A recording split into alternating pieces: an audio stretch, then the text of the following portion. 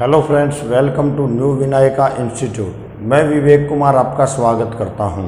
आज हमारी एनवायरनमेंट यानी पर्यावरण के अंदर जो सीरीज चली हुई है उसको हम आगे बढ़ाते हुए जैव विविधता यानी कि बायोडाइवर्सिटी चैप्टर जो है वो करेंगे। इसके अंदर देखिए, सबसे पहले हम बात करते हैं कि बायोडाइवर्सिटी यानी जैव विविधता होती क्या है। देखिए, जब किसी भी इकोसिस्टम में सजीव जंतु या प्राणियों की विविधता को हम क्या कहेंगे? जैव विविधता कहेंगे। किसके अंदर? सजीव जंतु या प्राणियों की विविधता को ही हम क्या कहते हैं? जैव विविधता कहते हैं। जैव विविधता के लिए मतलब क्या शर्त है कि कहाँ पर जैव विविधता पाई जाती है? जहाँ पर अत्यधिक वर्षा होती है, यानी बहुत ज़्यादा मात्रा में वर्षा होती है, और सर्वाधिक तापमान यानी उच्च तापमान जहाँ भी पाया जाता है वहीं पर हमें क्या देखने को मिलेगी? बायोडाइवर्सिटी देखने को मिलेगी। इसके बाद हम बात करते हैं सर्वाधिक जैव विविधता का क्षेत्र जो है वो कहाँ से कहाँ होता है स्टूडेंट्स? वो 0 से और 23.5 डिग्री अपने उत्तरी गोलार्ध में, और 0 से 23.5 डिग्री दक्षिणी गोलार्ध के अंदर पाया जाता है। वजह क्या है? यहाँ पर सर्वाधिक वर्षा भी होती है और उच्च तापमान भी होता है। फिर हम बात करते हैं हॉट स्पॉट क्या होगा एनवायरनमेंट के अंदर? हॉट स्पॉट होता है उष्ण स्थल। कौन सा? उष्ण स्थल, जहाँ पर जैव विविधता का केंद्र होता है। जहाँ पर जैव विविधता का केंद्र होता है उसको हम हॉट स्पॉट कहेंगे। भारत में जो हॉट स्पॉट क्षेत्र रहेंगे वो कौन से रहेंगे?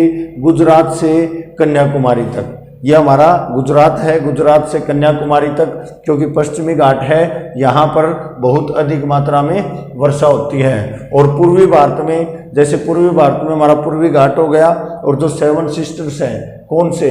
अरुणाचल, नागालैंड, मणिपुर, मिजोरम, मेघालय, असम और त्रिपुरा, इनके अंदर क्या होता है कि ये हमारे हॉट स्पॉट क्षेत्र रहेंगे। किसके लिए? जैव विविधता के लिए।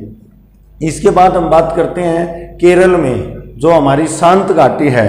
केरल में कौन सी घाटी है? शांत घाटी है। क्वेश्चन डायरेक्ट भी आ जाता है कि शांत घाटी या साइलेंट वैली कहाँ है? तो ये केरल में रहेगी। ये भी किसके लिए? जैव विविधता के लिए प्रसिद्ध है। किसके लिए प्रसिद्ध है? जैव विविधता के लिए। कौन? केरल में उपस्थित शांत घाटी या साइलेंट वैली।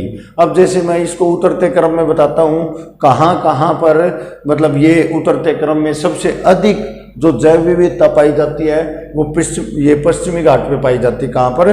पश्चिमी घाट पर। दूसरे नंबर पे पूर्वी घाट पर। ये पश्चिमी घाट है, ये पूर्वी घाट है, या पूर्वी घाट क्षेत्र भी कह सकते हो। इसके बाद अंडमान निकोबार। अंडमान निकोबार भी जैव विविधता का केंद्र है।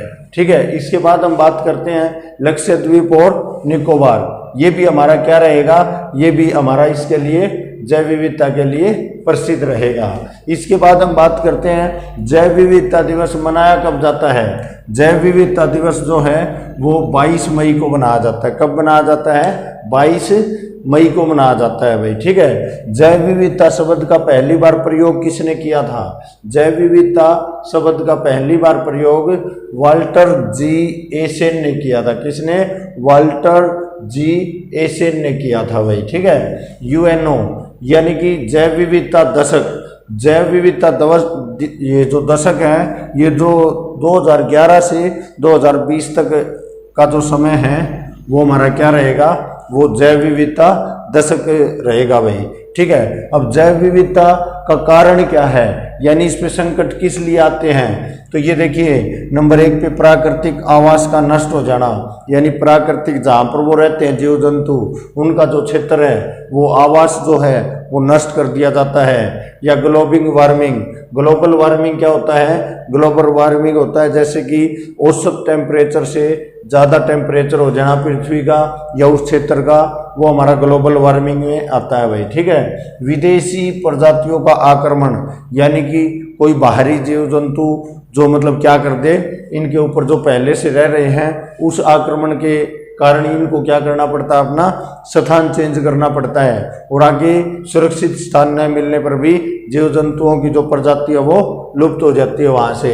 इसके बाद नगरीकरण और औद्योगिकरण, यानी कि नगरीकरण और उद्योगीकरण क्या होता है, जैसे जैसे हम क्या करते हैं, आगे बढ़ते हैं, किस प्रकार से कि भाई अपने विकास के लिए हम क्या करते हैं, नगर को मतलब बढ़ा दिया जाता है, जिसके लिए वनों को काटना पड़ता है, या उद्योगों को बढ़ाने के लिए हमें क्या करना पड़ता है, जो क्षेत्र उनको काटना पड़ता है, जैसे वन वगैरह होते हैं, तो उनको काटने के बाद जो वहाँ के जो जीव जंतु है ना, वो मतलब क्या करेंगे, उनको मतलब जगह नहीं मिलेगी और वो खत्म हो जाते हैं। ठीक है, तो इतने मतलब ये हमारे कारण रहेंगे इसके संकट के। और जो शाकाहार होता है ना, शाकाहारी इंसान जो होता है, तो शाकाहार को प्रोत्साहन देना जैव विविधता के लिए क्या रहेगा, ये मतलब ठीक रहेगा, यानी खतरा नहीं है। तो क्वेश्चन आ जाता है, शाकाहार को प्रोत्साहन देना जैव विविधता के लिए खतरा है या नहीं है, तो खतरा नहीं है। जबकि मांसाहार को प्रोत्साहन देना क्या रहेगा, जैव विविधता के लिए खतरा रहेगा। अब हम बात करते हैं जैव विविधता का संरक्षण यानी इसकी बचाव के लिए क्या क्या मतलब एक्शन लिए गए हैं। तो सबसे पहले देखिए इन सीटू क्या होता है भाई, जैसे संस्थान पद्धति क्या होती है, जैसे कोई पौधा है वो वहीं पे लगा हुआ है, ठीक है, और जैसे ही जो पौधा लगा हुआ है ना, उसमें किसी प्रकार की कोई बीमारी या कोई मतलब प्रॉब्लम होती है, तो उसका वहीं पे संरक्षण कर दिया जाता है, बचाव कर दिया जाता है। ठीक है, इसके अलावा हम दूसरी बात करते हैं XC2 होता है बाह्य स्थान पद्धति। उसको क्या करते हैं, पौधे को या जीव जंतु को एक स्थान से दूसरी स्थान पर ले जाएं और उसको जैसे प्रयोगशाला के अंदर भी ले जा सकते हैं, वहां पर जाकर उसको संरक्षण देना क्या कहलाएगा, XC2 कहलाता है भाई। इसके बाद हम बात करते हैं जलीय जैव विविधता जो कि प्रवाल द्वीप क्षेत्र, जैसे आपने वर्ल्ड का मैप देखा होगा, उसके अंदर जो ऑस्ट्रेलिया है ना, ऑस्ट्रेलिया के हमारे किस दिशा में, राइट साइड में, ऑस्ट्रेलिया के राइट साइड में जैसे ही आप देखेंगे, यानी कि मैं बात करता हूँ इसके अंदर, ये हमारी पूर्व दिशा रहेगी। पूर्वी ऑस्ट्रेलिया क्षेत्र है, वहाँ पर जीव जंतुओं के मतलब कंकाल क्या होते हैं, महासागर से आकर इकट्ठे हो जाते हैं और उनके कंकालों से बनकर जो मतलब एक पहाड़ सा बन गया है, तो वही हमारा कौन सा, प्रवाल द्वीप कहलाता है। क्या कहलाता है, प्रवाल द्वीप कहलाता है। तो वो भी हमारा क्या रहेगा, जैव विविधता का मतलब क्षेत्र रहेगा। IUCN क्या है, international union of conservation of nature. क्या, IUCN international union of conservation of nature, यानी कि इसके बाद हम बात करेंगे रेड डाटा लिस्ट क्या होती है, जो भी संकटाग्रस्त जीवों की सूची होती है ना, उसको हम क्या बोलते हैं, रेड डाटा लिस्ट। ठीक है, ये क्या होती है, जैसे कि कोई भी हमें प्रजाति या कोई भी जीव जंतु यदि हमें 50 साल तक दिखाई ना दे, तो उस प्रजाति को क्या मान लिया जाता है, लुप्त मान लिया जाता है। ठीक है, तो इस प्रकार से हमारा जो जैव विविधता चैप्टर है या बायोडाइवर्सिटी है, इससे संबंधित जानकारी समाप्त हुई स्टूडेंट्स। थैंक यू, जय हिंद, जय भारत।